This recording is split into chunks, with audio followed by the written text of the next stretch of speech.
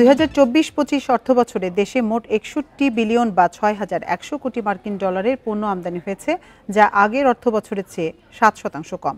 2023-24 অর্থবছরে 6,514 কোটি ডলারের পণ্য আমদানি হয়েছিল। এনবিআর এর তথ্য অনুযায়ী গত অর্থবছরে রপ্তানিমুখী ও দেশীয় শিল্পের কাঁচামাল, মূলধনী যন্ত্রপাতি সহ বিভিন্ন পণ্য ও কাঁচামাল আমদানি হয়েছে। এর মধ্যে সবচেয়ে বেশি আমদানি হয় কয়লা, যার পরিমাণ প্রায় 2.25 কোটি টন। এছাড়া বেড়েছে চাল ও বস্ত্র শিল্পের কাঁচামাল, তুলার আমদানিও। তবে সিমেন্টের কাঁচামাল, ক্লিংকার আমদানি কমেছে 60 লাখ টন। এছাড়া সয়াবিন বীজ, পুরনো জাহাজ, বিভিন্ন মূলধনী যন্ত্রপাতি ও যন্ত্রাংশ, অপরিশোধিত জ্বালানি তেল, ইউরিয়া সার, গম ও পণ্য পরিবহনের জাহাজ আমদানি কমেছে। বাংলাদেশ ব্যাংকের তথ্য অনুযায়ী গত অর্থ বছরে প্রথম 11 মাসে মূলধনী যন্ত্রপাতির আমদানি কমেছে 19%।